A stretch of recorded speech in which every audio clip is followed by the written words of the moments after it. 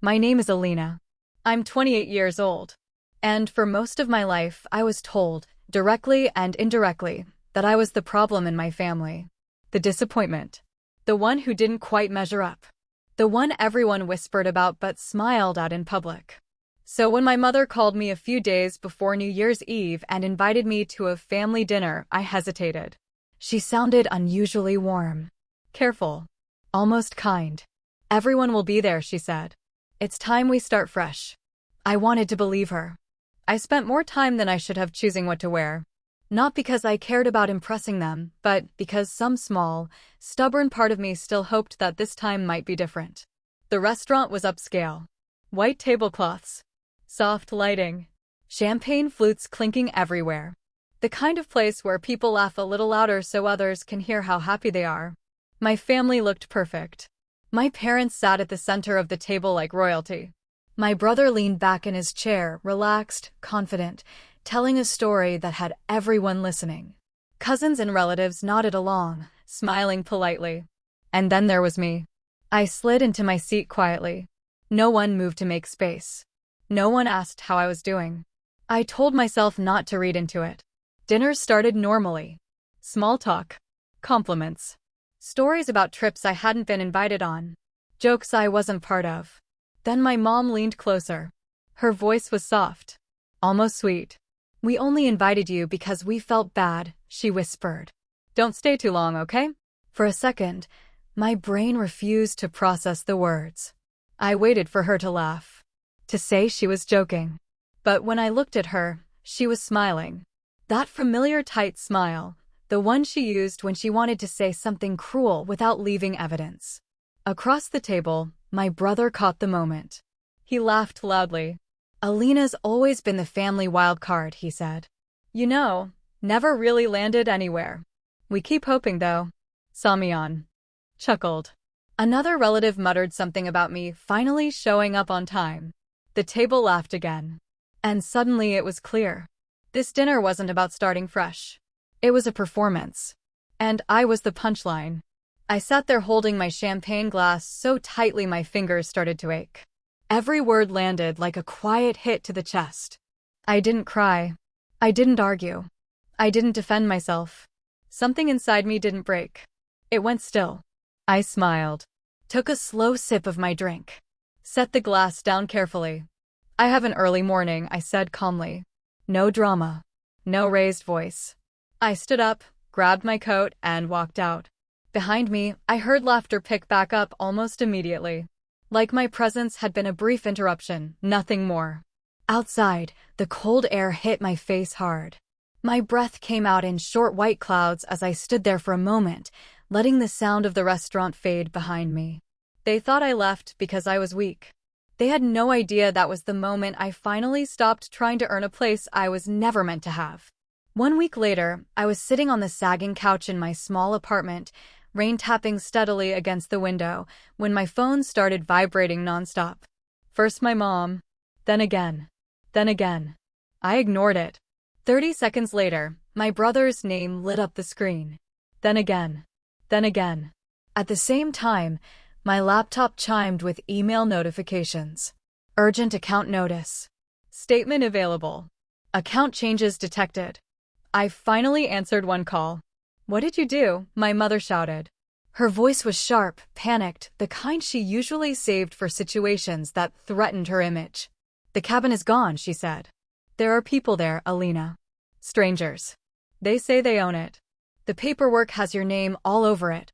She didn't pause. The bank says accounts are closed. Joint accounts. Payments bounced.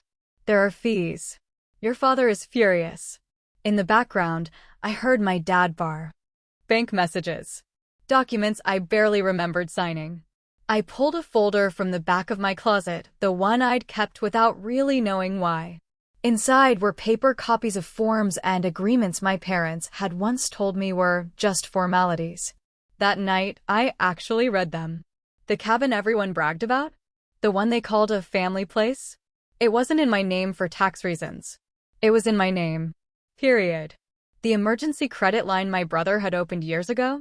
I was listed as a co-applicant. The joint account my mom said was just to help you build credit? It had paid for vacations, upgrades, and a lifestyle I wasn't living. Page after page, the truth came into focus. I wasn't the family failure. I was the safety net. I opened a notebook and wrote 3 words across the top of a clean page. Take it back. The cabin. The accounts. My name. I didn't know exactly how yet, but I knew I was done being used. In the present, my phone kept buzzing. Calls. Texts. Accusations. I looked down at that notebook on my coffee table.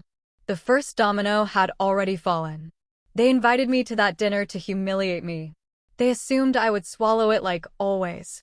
Instead, 1 week later, they were discovering what happens when the person holding the paperwork finally reads it. And this was only the beginning. And once my family realized I was no longer silent, everything changed. The morning after my phone exploded with calls, I didn't rush to respond. That was new for me. Normally, I would have panicked, apologized, asked how to fix it. Instead, I made coffee and opened my laptop. Because the truth was simple. They weren't calling because they cared about me. They were calling because the system they'd built around my name was collapsing. I scrolled through voicemails first. My mom's voice went through stages. The first message was pure rage. You've embarrassed us. This is betrayal. Families don't do this to each other. The second was panic. We can't access funds. Things are bouncing. People are asking questions. The third was quieter.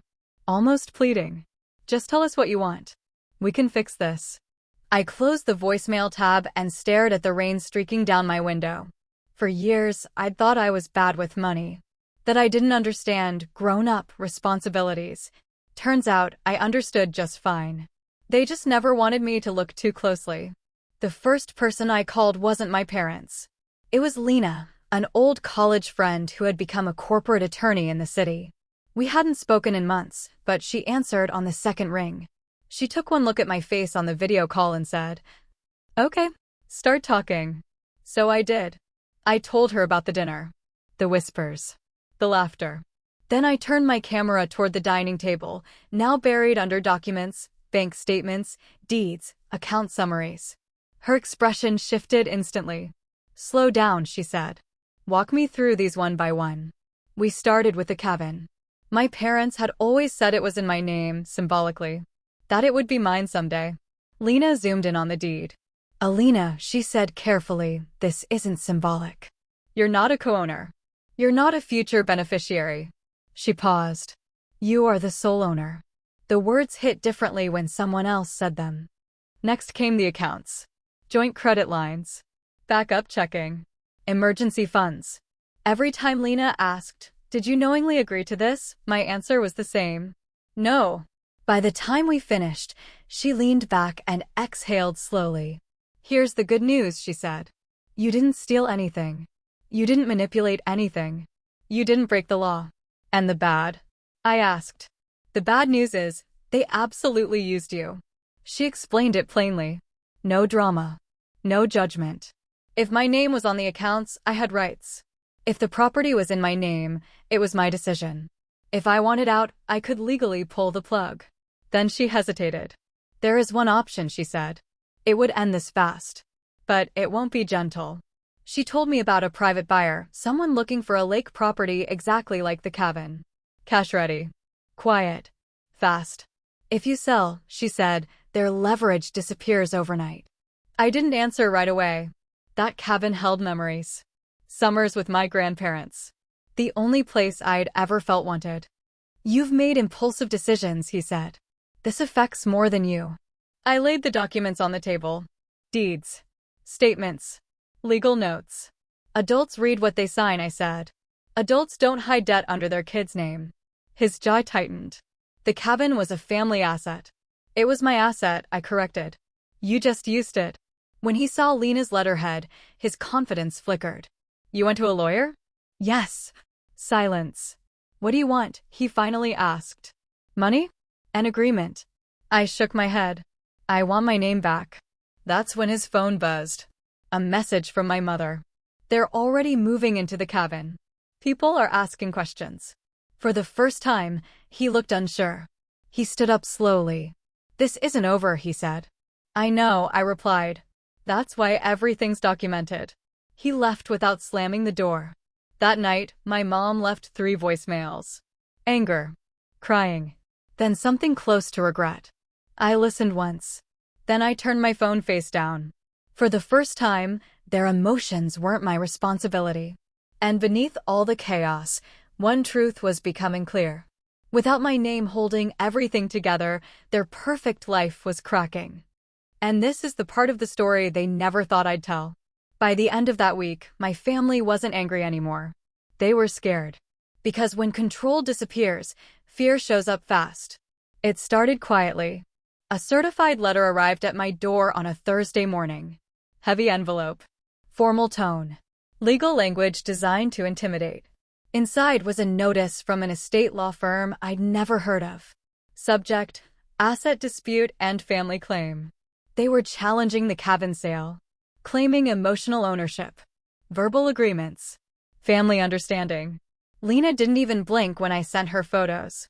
"This is noise," she said. "They're hoping you'll panic." "Will it work?" I asked. She smiled slightly. "Only if you let it." That afternoon, she filed a response, clean, precise, devastating. Proof of ownership. Proof of payment. Proof of long-term misuse of my identity. She added one final line that made my chest tighten when I read it. "Any further harassment of my client will be documented as intimidation." For the first time, the playing field shifted. Then came the calls. Not angry this time. Strategic. My aunt left a voicemail about keeping things private. A cousin texted that I was hurting the family image. Even my grandmother called, her voice soft but loaded. "Sweetheart, some things shouldn't be handled publicly." That's when I realized something important. They weren't worried about me. They were worried about exposure. Because families like mine don't survive on love. They survive on silence. The real explosion happened 3 days later. A bank manager requested a meeting. Apparently, the accounts I closed triggered an internal audit. Nothing criminal, but questionable patterns. Repeated transfers. Debt reshuffling. All under my name. The manager asked gently, "Were you aware of these arrangements?" "No," I said. He nodded and wrote that down. That single sentence changed everything. Because once a financial institution hears identity misuse, they don't stop looking. My parents came to my apartment together that night. No yelling. No accusations. Just exhaustion. My mother looked smaller than I remembered. My father avoided my eyes. "We made mistakes," my mom said quickly. "But families fix things internally." I didn't respond. My dad cleared his throat. "If this goes further, people will talk."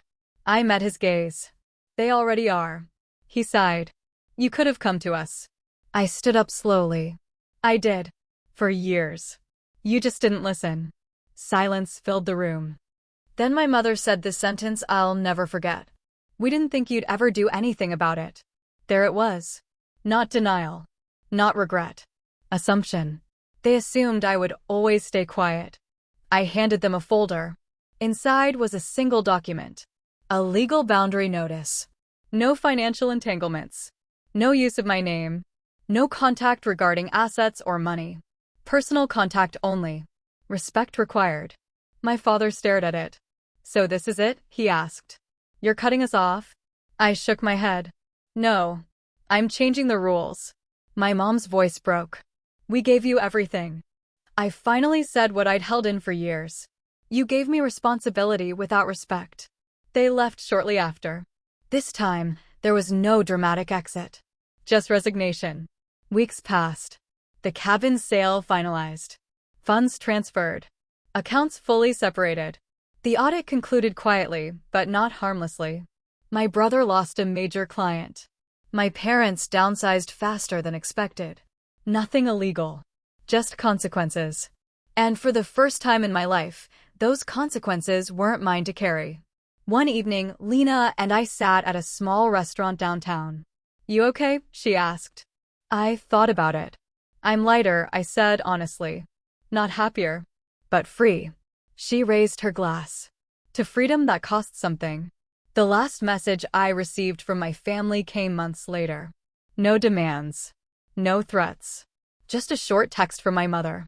If you ever want to come for dinner, the door is open. I stared at it for a long time. Then I typed back, only if we meet as equals. She didn't reply. And strangely, that was enough. Here's the truth people don't like to hear. Standing up for yourself doesn't always end with apologies. Sometimes it ends with distance. But distance is better than living as someone else's safety net. I didn't destroy my family. I stopped letting them destroy me. And if you're watching this thinking, this sounds familiar, then maybe this isn't just my story.